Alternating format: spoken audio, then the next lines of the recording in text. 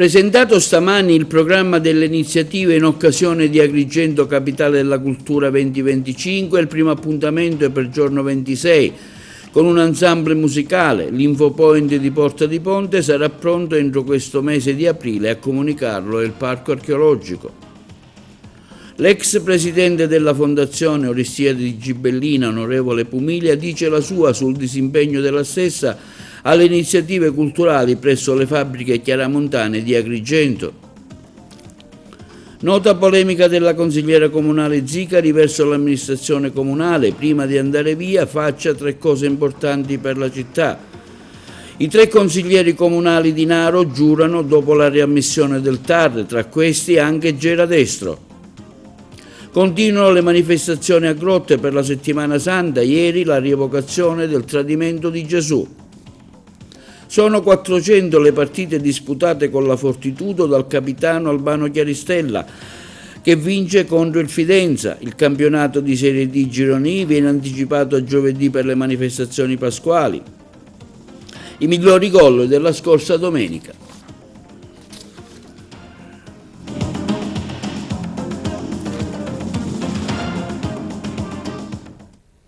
Buongiorno, benvenuti col nuovo appuntamento di TV Notizie di oggi 16 aprile, mercoledì.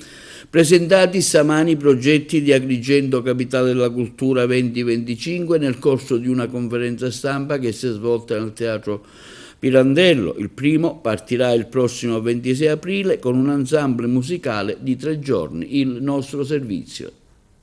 Nel corso della conferenza stampa che si è tenuta stamani nei locali del foyer del Teatro Pirandello di Agrigento sono stati presentati alcuni degli appuntamenti di imminente realizzazione nel contesto del programma culturale di Agrigento Capitale della Cultura Italiana 2025. Sono intervenuti tra l'altro il presidente della Fondazione Maria Teresa Cucinotta, il direttore generale Giuseppe Parello, il sindaco di Agrigento Francesco Miccichè, l'assessore alla cultura Costantino Ciulla, il direttore generale della Fondazione del Teatro Salvo Prestia e responsabile dei beni culturali dell'Arcidiocesi Don Giuseppe Pondillo, il presidente del Polo Territoriale Universitario di Agrigento Giovanni Tuzzolino. Il grosso dei progetti, ha dichiarato la Cucinotta, inizierà proprio da questo mese di aprile. Il primo partirà il prossimo 26 con un ensemble musicale. Allora, l'esigenza nasce da questo, stiamo dando il via, intanto voi sapete che ci sono i progetti della Fondazione che fanno parte del dossier che poi ha dato luogo alla nomina di Capitale della Cultura per Agrigento. La Fondazione si occupa di questi progetti, alcuni sono partiti, uno in particolare a gennaio, qualche altro è andato più sottotono, ma ora il grosso dei progetti si svilupperà da aprile fino a fine anno. Allora io ho pensato di finalmente cambiare il verso, dare comunicazione, perché è giusto che si sappia quali sono i progetti, spiegarli, come si fanno, dove si svolgono, cosa e chi coinvolgono, perché è un'informazione che effettivamente ancora è mancata. Allora, il primo progetto più importante parte il 26 aprile del Clang Forum, che è questo ensemble di musica contemporanea, di musicisti contemporanei che si tratterranno ad Agrigento dal 26 fino al 3 maggio con 3 performance, una al Teatro Pirandello in cui saranno espresse delle musiche di 7 compositori selezionati a livello internazionale, che produrranno i loro pezzi che sono assolutamente inediti. Un'altra sarà un'esperienza di musica diffusa per la città, per tutta la città di Agrigento. L'ensemble si dividerà in tanti, sono 40 musicisti, si dividerà in tanti punti della città e farà delle performance assolutamente godibili da parte di tutti.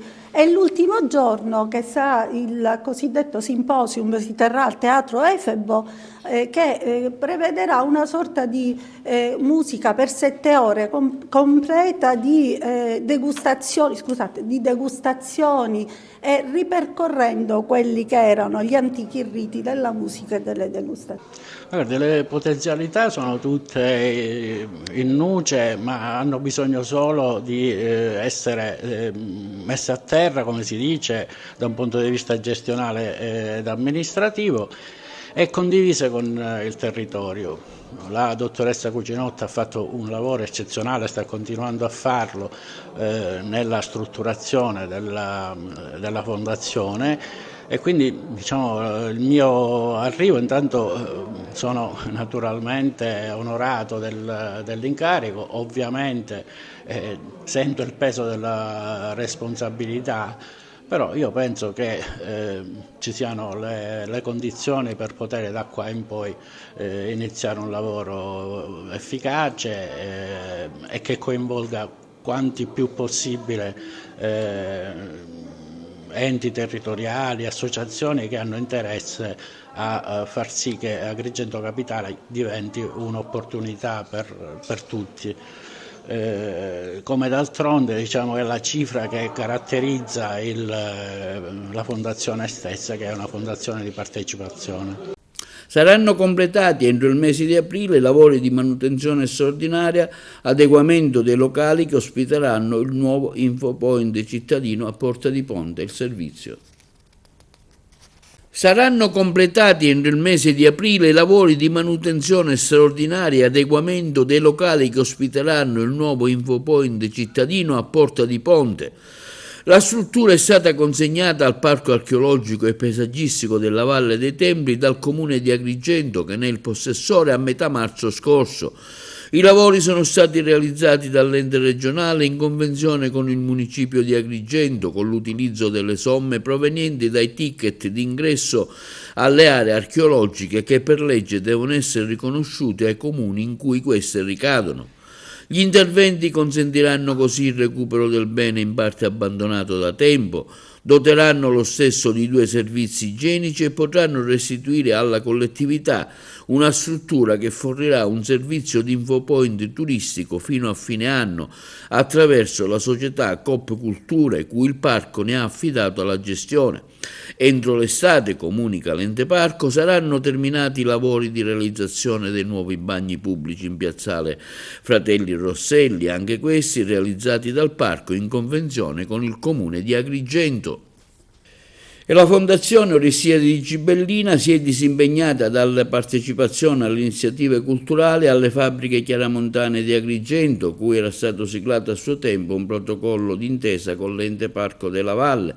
Ce ne parla l'onorevole Calogero Pumilia, già presidente della stessa Fondazione Orestiadi di Gibellina. L'intervista a Pumilia. Onorevole, le fabbriche avevano fatto un accordo per ospitare le attività delle Orestiadi di Gibellina. Ora, diciamo, anche loro vanno via. Ricordiamo che lei si è anche dimesso da presidente della Fondazione Orestiadi di Gibellina. No, le fabbriche sono state opera della Fondazione. È stata una scelta della Fondazione Orestiadi, presieduta da me, di venire ad Agrigento per diffondere anche qui i semi della cultura nel settore del contemporaneo e quindi dell'arte contemporanea.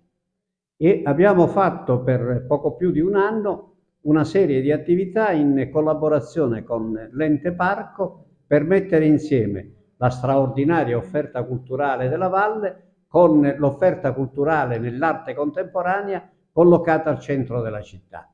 L'abbiamo fatto avendo anche dei risultati e dei riscontri notevoli. E lo abbiamo fatto anche per dare un contributo a questa città in quello che avrebbe dovuto essere, che speriamo che sia, almeno per ciò che resta, l'anno della cultura, la capitale italiana della cultura. Chi mi ha sostituito, dopo le mie spontanee dimissioni, ha ritenuto di chiudere questa esperienza, di ritrarsi nel proprio specifico di Gibellina. Una scelta sbagliata, una scelta che va contro le indicazioni di ciò che deve fare una istituzione culturale, che è quella di donare, di espandersi, di restituire parte del patrimonio che ha accumulato nel corso degli anni. Io spero comunque che le fabbriche, non più naturalmente come propaggine della Fondazione Orestiadi, possano riprendere e tornare ad essere un centro di elaborazione e offerta culturale per la città. Lei ha mostrato anche le sue perplessità per la gestione della Capitale della Cultura 2025?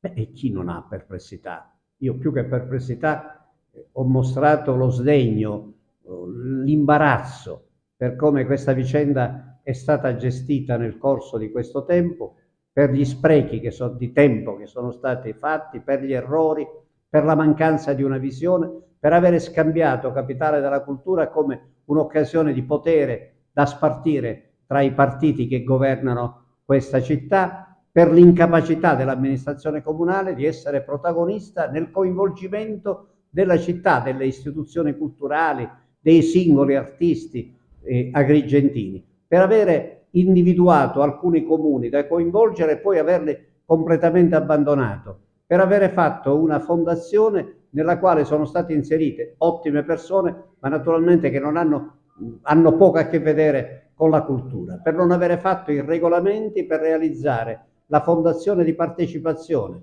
per avere perduto del tempo 3 mesi per l'approvazione del bilancio. Sono tutti errori, per avere trasformato l'opportunità di lanciare Agrigento a livello nazionale in un'occasione per sfregiare questa città, perché tutto ciò che passa attraverso in questi mesi, attraverso i mezzi di comunicazione, sono stati solo errori e cose mal fatte. Cito l'ultima: oggi sono arrivato ad Agrigento e ho trovato l'ascensore della stazione Guasto. L'avevo lasciato Guasto la settimana scorsa, a giovedì, quando sono ripartito per Palermo. Certo, non è colpa della Fondazione Capitale della Cultura, non è colpa dell'amministrazione comunale, c'è una colpa di non avere suggerito alle Ferrovie dello Stato di riparare. Ma come si presenta ancora una volta un piccolo episodio per dire che ci vuole per questa città? Una benedizione pasquale, un rito collettivo voodoo per risollevarla e per dare ad essa ciò che merita. Il sindaco di Agrigento, al posto di andare a Roma a rilasciare dichiarazioni discutibili sulla città, perché non va a Palermo dal presidente Schifani in cabina di regia e chiede l'autorizzazione a pubblicare il bando che pare essere già pronto per le associazioni del territorio per i progetti collegati a Capitale della Cultura, è quanto chiede alla consigliera comunale Zicari in una nota stampa il servizio. In una nota stampa la consigliera comunale della DC Roberta Zicari afferma: il sindaco di Agrigento, al posto di andare a Roma a rilasciare dichiarazioni discutibili sulla sua città, perché non va a Palermo dal presidente Schifani in cabina di regia chiedendo l'autorizzazione a pubblicare il bando che pare essere già pronto per le associazioni del territorio per progetti collegati a Capitale della Cultura. Ieri non si è tenuto il consiglio comunale, afferma la Zicari, non c'era nessuno tra i banchi dell'amministrazione. Ho presentato 2 atti di indirizzo che da mesi giacciono all'ordine del giorno senza essere trattati. Chiedo pertanto all'amministrazione comunale 3 semplici cose. Prima di andare via in quest'ultimo anno, provate a dare un segnale di amore per Agrigento e per gli agrigentini. Primo, pubblicate il bando per le associazioni del territorio per i progetti collegati a Capitale della Cultura, visto che i soldi ci sono. Finanziare almeno i progetti arrivati secondo con la democrazia partecipata, che vuol dire mettere le porte di calcio nuove sul campetto del lungomare degli attrezzi al villaggio Peruzzo, lavori da realizzare con la tassa di soggiorno, così come hanno utilizzato più di 700.000 euro della tassa di soggiorno per la sagra del Mandorlo in Fiore 2025. Si possono spendere poche migliaia di euro per le porte di calcio ai bambini. Terzo, realizzare la pista di pattinaggio nuova, così da non perdere il contributo regionale da 80.000 euro, ottenuto grazie a un emendamento della DC nella finanziaria regionale. Potrei anche aggiungere, continua la Zicari, trovare 130.000 euro per regolarizzare la fermata degli autobus a Piazzale Rosselli, realizzare nuovi parcheggi in Piazzale Rossegni, Cugnovela e San Leone, ma visto il poco tempo rimando questo obiettivo alla prossima amministrazione che deve averlo come priorità di governo. Gera Destro, neoconsigliere comunale a Naro, ha prestato giuramento ed entra ufficialmente a far parte del Consiglio Comunale di Naro, insieme agli altri 2 riammessi dal TAR, il nostro servizio. Gera Destro, neoconsigliere comunale a Naro, ha prestato giuramento ed entra ufficialmente a far parte del Consiglio Comunale. La vicenda risale al giorno della sentenza del TAR Sicilia del 3 aprile 25, 725-2025, allorquando il TAR Sicilia ha ribaltato il risultato elettorale delle ultime amministrative. 3 consiglieri comunali già eletti hanno lasciato il posto ad altrettanto che non lo erano stati. Pertanto sono entrati in Consiglio Comunale a Naro i candidati della lista Barberi, Lillo Valvo, Angelo Gallo e Gera Destro. Il Tribunale amministrativo regionale ha annullato l'atto di proclamazione di Aurora Chianta, Vincenzo Serravalle e Giuseppe Vaianella. A Naro ricordiamo che si è votato lo scorso 8 e 9 giugno 2024, 3 le liste in competizione, Maria Grazia Brandare, il sindaco di Naro, di cui fanno parte 3 esclusi, Uniti per Naro Barberi sindaco e Magica Naro Dalacchi sindaco, ed è stato proprio Mirko Dalatti a uscire vincitore. I consiglieri della lista Barberi, non ritenendo corretto il risultato delle urne, hanno così fatto ricorso tramite gli avvocati Giuseppe Imbiduglia e Girolamo Rubino per chiedere la correzione del risultato elettorale. Il TAR ha fatto ricontare i voti ed è saltato fuori che la lista collegata a Barberi aveva raccolto una preferenza in più e non 7 in meno rispetto a quella del candidato Brandara. Da qui la correzione dei nomi degli eletti, i 3 subentrati potranno quindi partecipare ora anche all'elezione di secondo grado del libero consorzio di Agrigento ex province. Gera Destro torna così dopo 30 anni al Consiglio Comunale, è stata già assessore alla Sanità, Territorio e Ambiente nel corso della seduta dello scorso 14 aprile.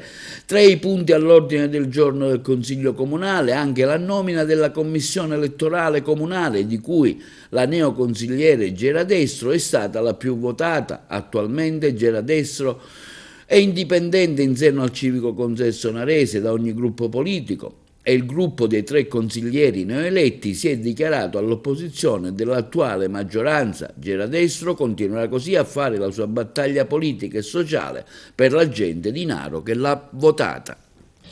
Giuro di adempiere le mie funzioni con scrupolo e coscienza, nell'interesse del Comune, in armonia agli interessi della Repubblica e della Regione.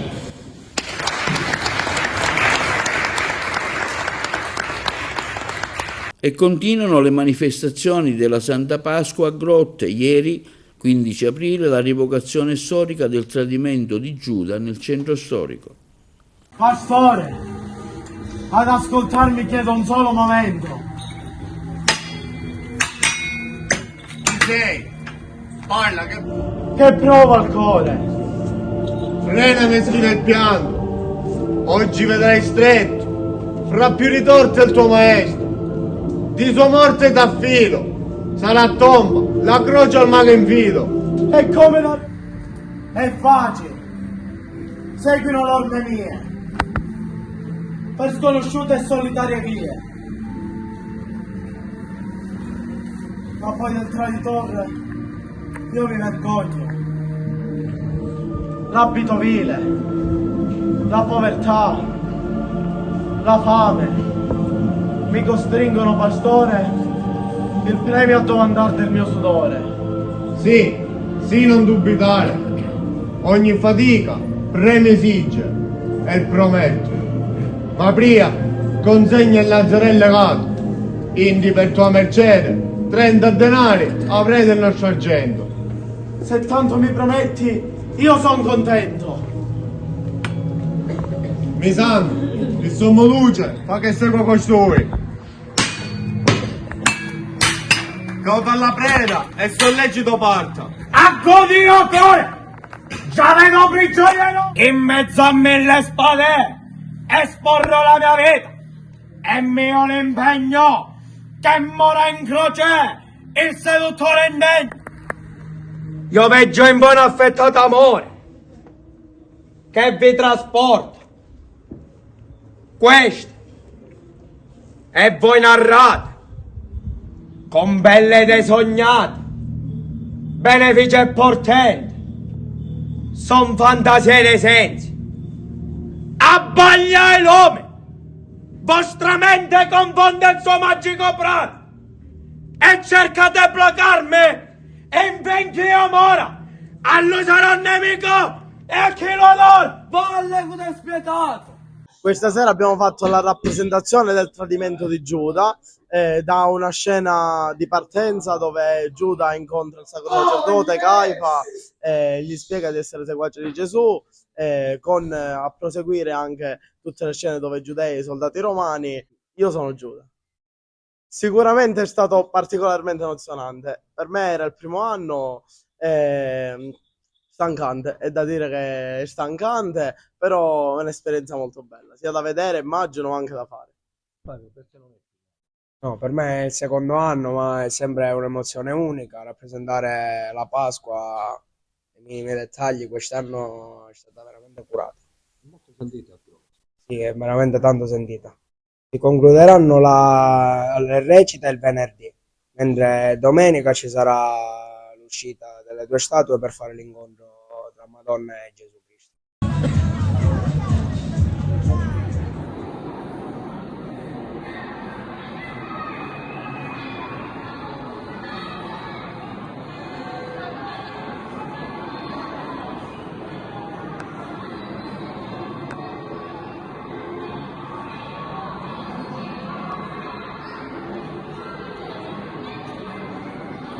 E al termine del nostro telegiornale, con replica domani intorno alle ore 22, sarà programmato uno speciale sulla manifestazione storica che si è svolta a Grotte. Si terrà il prossimo mese di maggio a Palermo la nuova edizione del meeting francescano. Le interviste. Il meeting francescano del Mediterraneo è pronto a vivere la sua quarta edizione nella splendida cornice di Palermo. Un eco di pace nel Mediterraneo è il tema di questa edizione, che ci vedrà insieme connessi con il mondo accademico, istituzionale, ecclesiale, sociale, per discutere dei temi del creato, della cura del creato, per rinnovare il desiderio di un Mediterraneo di pace, di dialogo, di ascolto, di accoglienza, e per rilanciare da Palermo forte il messaggio del desiderio di pace per il nostro mondo.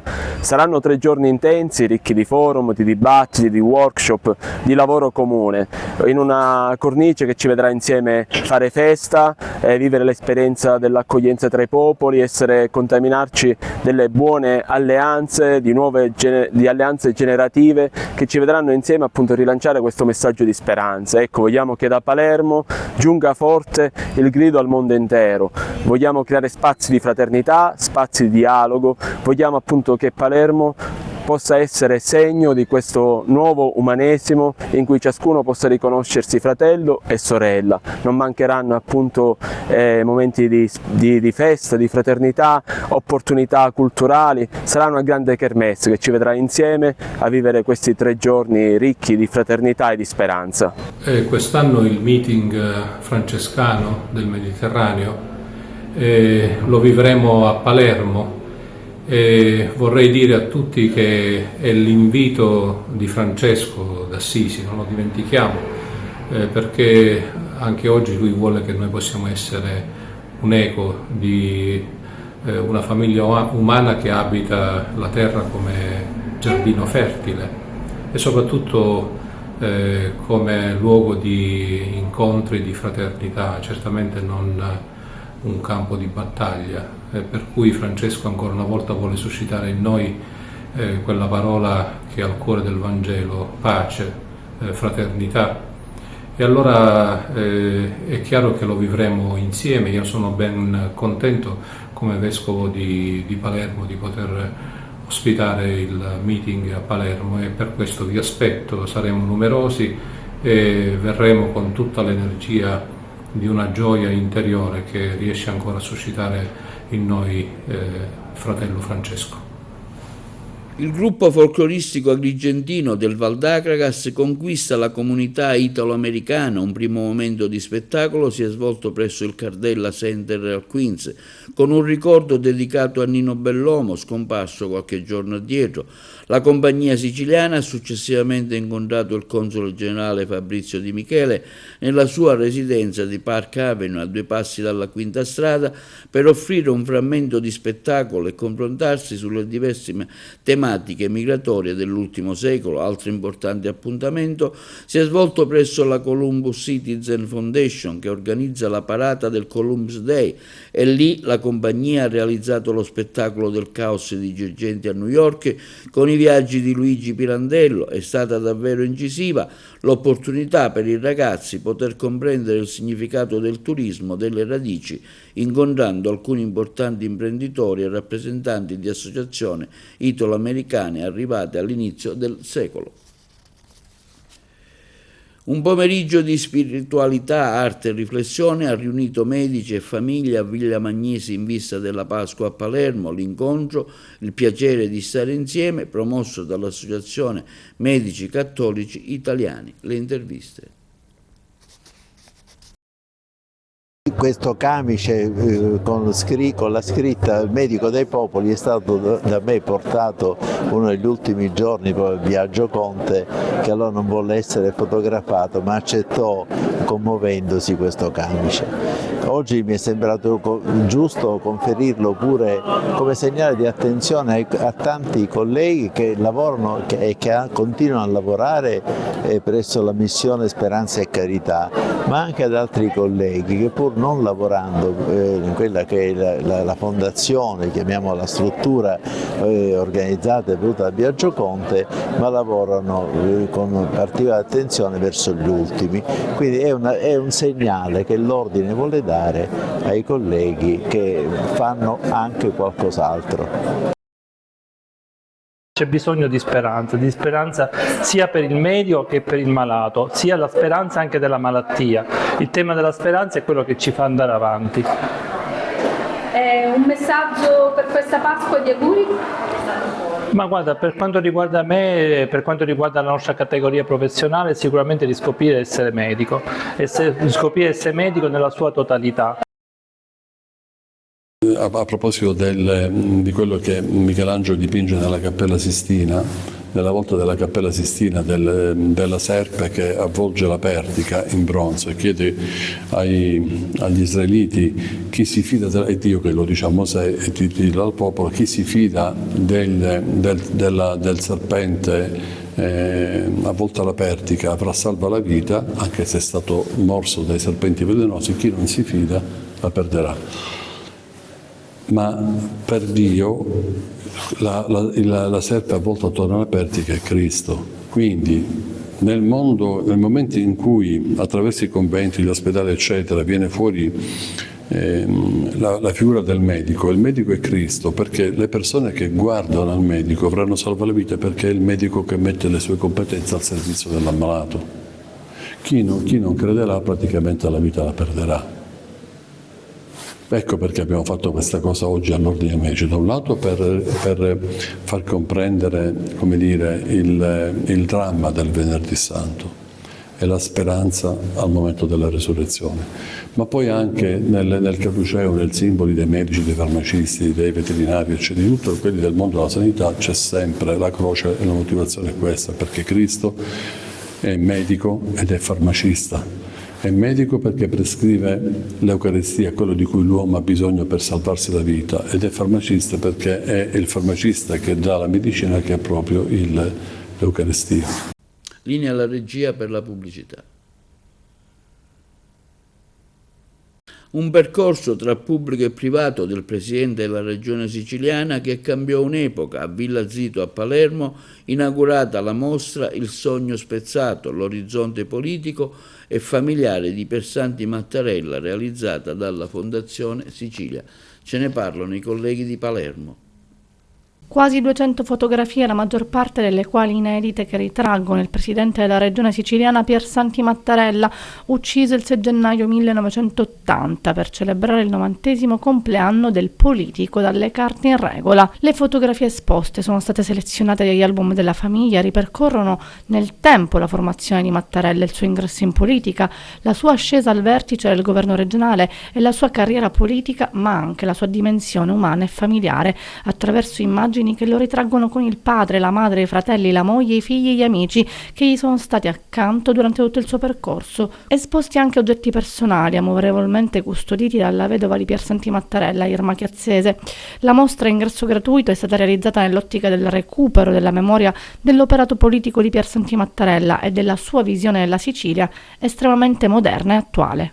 Fondazione Sicilia è orgogliosa di aver potuto realizzare questa mostra che ha proprio voluto fortemente per fare conoscere ai più giovani, agli studenti, una personalità così importante per la nostra terra, una personalità così importante per la Sicilia, che avrebbe potuto dare tantissimo se non fosse stata spezzata.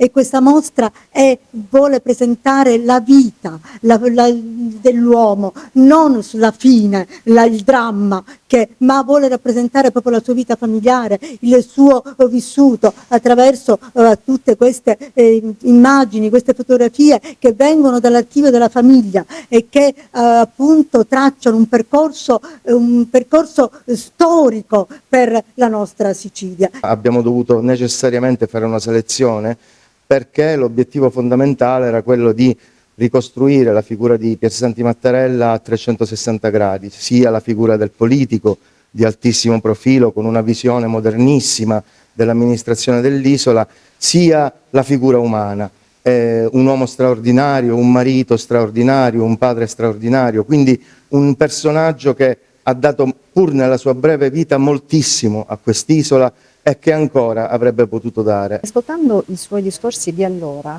oggi sono davvero molto attuali. Pensate che la sua tesi di laurea, 1958, in giurisprudenza, l'ha fatta sulla integrazione economica europea. Questo ci fa capire che tantissimi anni fa lui aveva già capito quanto fosse importante l'Europa e dunque abbiamo cercato di far emergere questa persona che magari non tutti conoscono. A Messina sono state ben 8 gli ordigni esplosivi trovati e bonificati dagli artificieri delle forze dell'ordine. Ce ne parlano i colleghi di Messina. I palombari del gruppo operativo subacquei, del comando subacquei ed incursori della Marina Militare, distaccati presso il nucleo SDAI di Augusta, hanno bonificato, con delicate operazioni subacquee, ben 8 ordigni bellici individuati nelle insidiose acque dello stretto di Messina, presso le località Bolano, Acciarello e lungo la costa messinese.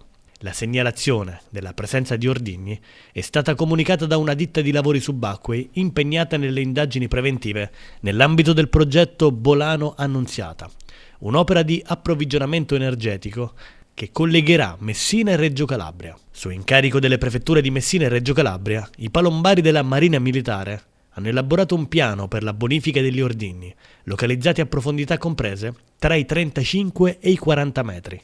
Gli ordigni sono stati successivamente riconosciuti come 4 bombe d'aereo da 500 libbre, 3 bombe aereo da 250 libbre e un proietto di grosso calibro per un totale di 8 pezzi, tutti risalenti al secondo conflitto mondiale. Le operazioni, iniziate il 26 febbraio scorso, si sono rilevate estremamente complesse, con difficoltà tecniche che hanno richiesto particolari attenzioni. I fattori ambientali hanno influito significativamente sullo svolgimento delle operazioni. Immersioni a quote rilevanti, forti correnti e condizioni meteo avverse hanno messo a dura prova i palombari impegnati sul campo. A rendere l'intervento ancora più delicato è stata la tipologia di ordigni, bombe d'aereo armate con spolette inserite, il che ha richiesto un attento processo di rimozione, rimorchio e distruzione per garantire la sicurezza degli operatori subacquei e della comunità circostante.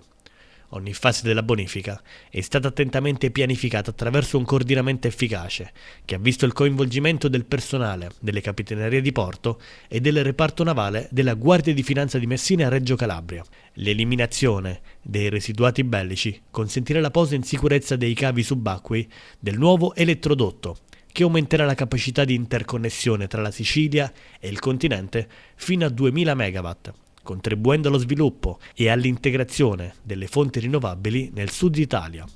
Inoltre il collegamento migliorerà la rete elettrica, aumentando la flessibilità operativa e garantendo maggiore sicurezza ai sistemi elettrici del Mezzogiorno e dell'isola. È bene ricordare a chiunque dovesse trovare oggetti che per forma e dimensioni possano richiamare un ordigno esplosivo o parti di esso, che questi manufatti possono essere molto pericolosi e pertanto non devono essere toccati o manomessi in alcun modo, denunciando immediatamente il ritrovamento alla locale capitaneria di porto o alla più vicina stazione dei carabinieri, così da consentire l'intervento dei palombari della Marina. Ampia pagina dedicata allo sport, sono 400 le partite disputate dal capitano della Fortitudo, Albano Chiarassella. Sentiamolo in questa intervista. Allora, sinceramente ci ho pensato un pochino in questi giorni cosa dire, mi venivano un sacco di cose in mente, ma guarda, la cosa... Tanto grazie a voi, mi sono emozionato tanto, è stata una settimana particolare, perché non è stata una partita come le altre, sinceramente. Ero abbastanza teso, non sapevo se sarei riuscito a controllare le emozioni. Il calore del pubblico è unico, è uno dei motivi per cui sono ancora qua, ti dico la verità. Questo comunque porta tanta responsabilità, secondo me, e non è facile. Quello che penso è che più le persone hanno fiducia in te, più responsabilità hai tu nei confronti di quelle persone. Secondo me non è per tutti, non me ne voglio vantare. Io adoro questi colori, adoro questa città, adoro questa società e ti dico la verità, sono fiero di me, sono orgoglioso di me per le scelte che ho fatto. Non è scontato questo. Se oggi sono qua, ovviamente per tanti motivi, perché la società l'ha voluto, perché io l'ho voluto, ho rinunciato a tante cose anche per rimanere qui, ma non me ne pento minimamente, sono veramente felice delle scelte che ho fatto. Si dice che siamo le scelte che facciamo, no? Se oggi sono riuscito a festeggiare 400 partite perché l'abbiamo voluto più di qualcuno questa cosa qua. Niente, una giornata bellissima, non la scorderò mai. Ero emozionato, anche guardavo la telecamera da sopra perché sapevo che dall'altra parte del mondo c'era la mia famiglia. Anche per loro è stata una settimana, abbiamo parlato tantissimo di questo giorno qua. So che erano dall'altra parte a guardarmi, fieri di me. Che effetto fa leggere 400? Ma guarda, non ci avrei mai creduto, ti dico la verità, non ci avrei mai creduto. Sono tante partite, tanti anni. Prima della partita parlavo con Pico e mi parlavamo che ho vissuto tutte le emozioni possibili, tutte, non me ne manca una sinceramente, dal vincere, dal perdere, dal retrocedere, dal piangere, dal sudare, da incazzarmi, da essere in ospedale, da perdere i capelli, cioè tutto. Sono cresciuto come giocatore, come uomo, e per me è un orgoglio difendere questi colori, ma non mi fermo qua, ecco. Lo possiamo dire, queste sono le prime 400. Guarda, altri 12 anni, vabbè, ci proveremo. Sono contento, molto felice veramente. A chi vorresti dedicare questo storico non ce n'è una persona, non ce n'è veramente. La mia ragazza, la mia famiglia, i miei compagni, tutti i miei compagni che ho avuto, il presidente che sicuramente l'alto ci guarda, alla famiglia Moncada, Cristian. Cristian ha creduto sempre in me. E questo non è scontato, lo voglio dire, ci tengo a dirlo.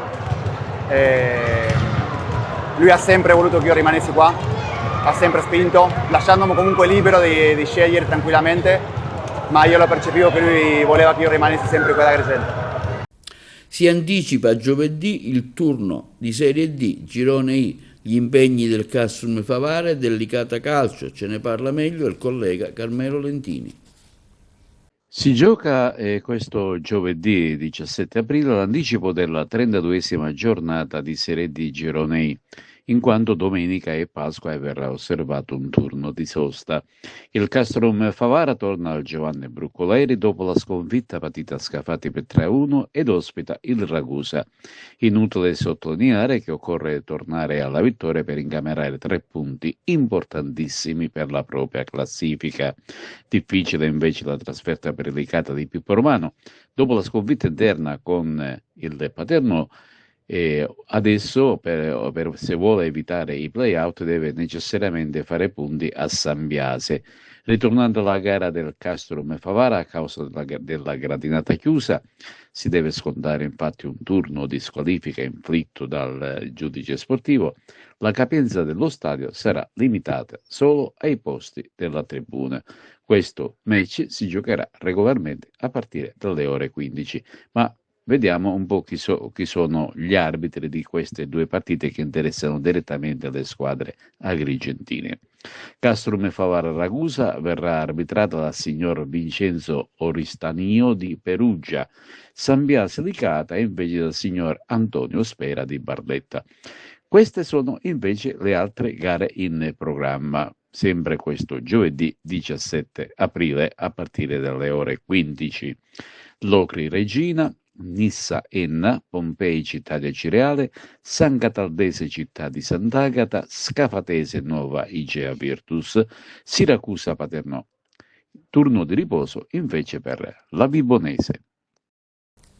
Vediamo ora una panoramica della Goal Collection della scorsa domenica calcistica del campionato di Serie D Girone I, quando mancano ancora 3 giornate alla conclusione del campionato curata da Wii Sport.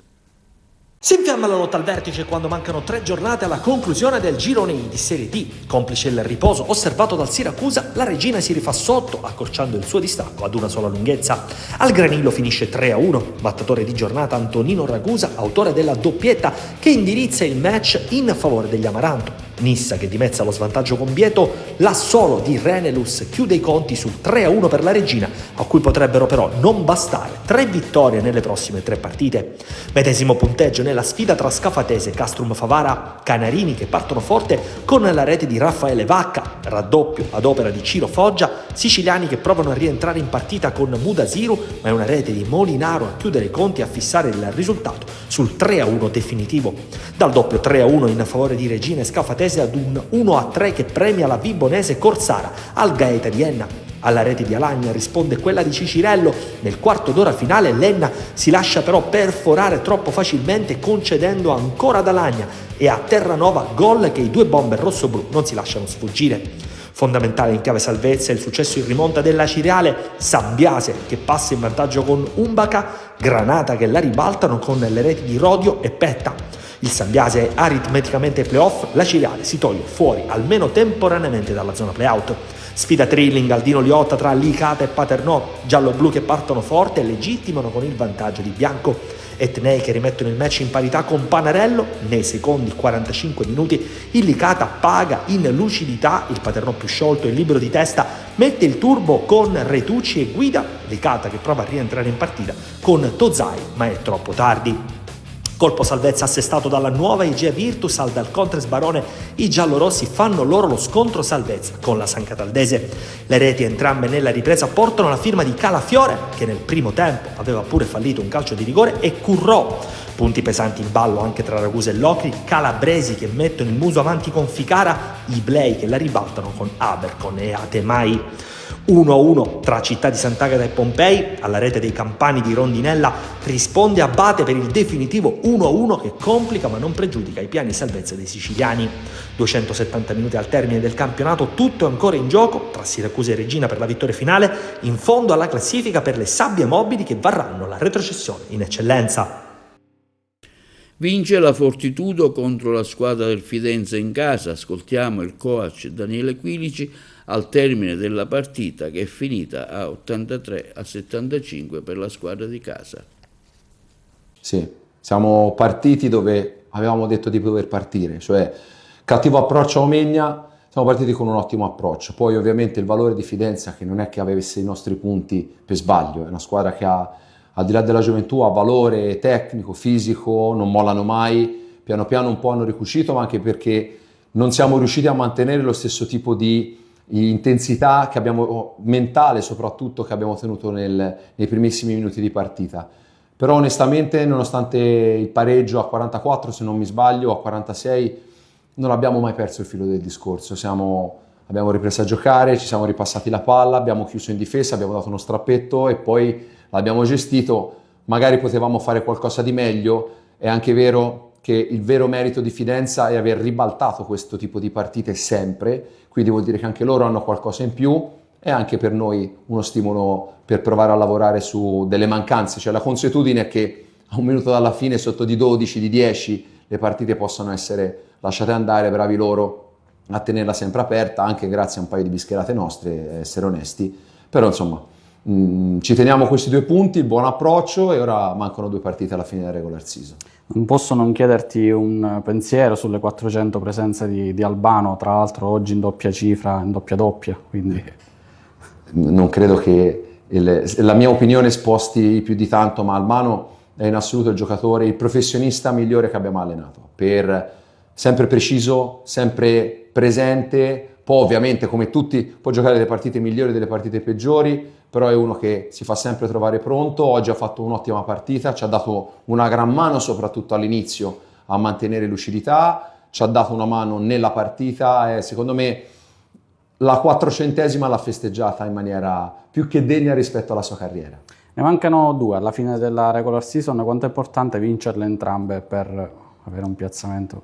Bisogna vincere le partite, cioè il campionato è fatto per questo. Ora, chiaro, uno può fare tutti i calcoli del mondo, li abbiamo fatti, sappiamo le cose che possono succedere, ma non abbiamo alternative a provare a vincere a Desio, che sarà una partita durissima, con San Vendemiano in casa, che è una partita durissima, e poi vedere cosa abbiamo fatto noi, cosa hanno fatto gli altri e cercare di capire poi come preparare al meglio la post-season.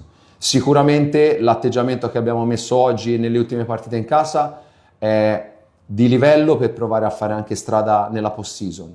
Quello che abbiamo ottenuto a Omegna non è il livello per giocare le partite della post-season, quindi prima di tutto la prestazione e poi cercare in tutti i modi di trovare 2 punti. L'ultima domanda, qual è l'aspetto che oggi ti è piaciuto di più? Ma sono molto contento di come abbiamo risposto, cioè di come abbiamo fatto la settimana rispetto a una sconfitta come quella di Omegna, che poteva tagliarci le gambe. In realtà siamo andati in crescendo e abbiamo approcciato la partita esattamente come volevamo, cioè quello era il tipo di energia, la resilienza del non abbatterci nei momenti di difficoltà e la coesione che in qualche momento abbiamo dimostrato. Chiaramente poi qualcuno gioca di più, qualcuno gioca di meno. Piccone ha fatto un avvio terribile di partita e in realtà poi è stato determinante nel break del secondo tempo. Scarponi si è sempre fatto trovare presente, Morisci è la mente che dà una mano al resto, Romeo sta migliorando, Martini e Peterson al di là delle cifre hanno sempre dimostrato una grande presenza, Caiazza ci ha dato energia nel momento in cui serviva, quindi le prestazioni individuali nel positivo sono più che soddisfacenti. Bisogna trovare continuità e bisogna anche riuscire a dare la scossa giusta per l'energia giusta subito dall'inizio per 40 minuti. E per TVA Speciale, al termine del telegiornale alle ore 16 e domani alle ore 21, vi proponiamo uno speciale fatto dalla nostra redazione con il segretario della CGIL Alfonso Buscemi sui referendum del prossimo 8 e 9 giugno. Lo speciale potrà essere visionato anche sul nostro canale YouTube di TVA Televideo Agrigento. E questo è tutto per l'edizione di oggi di TVA Notizie. Vi ricordiamo che i nostri programmi si possono vedere in tutta Italia sul canale 268 per chi ha le Smart TV, in streaming sul sito www.televideoagrigento.tv e il telegiornale sul canale 93 di Video Sicilia alle 15 alle 20 con replica la mattina alle 9. Inoltre i nostri servizi si possono visionare sul canale YouTube di TVA Televideo Agrigento. E questo è tutto per oggi e vi auguriamo una buona serata.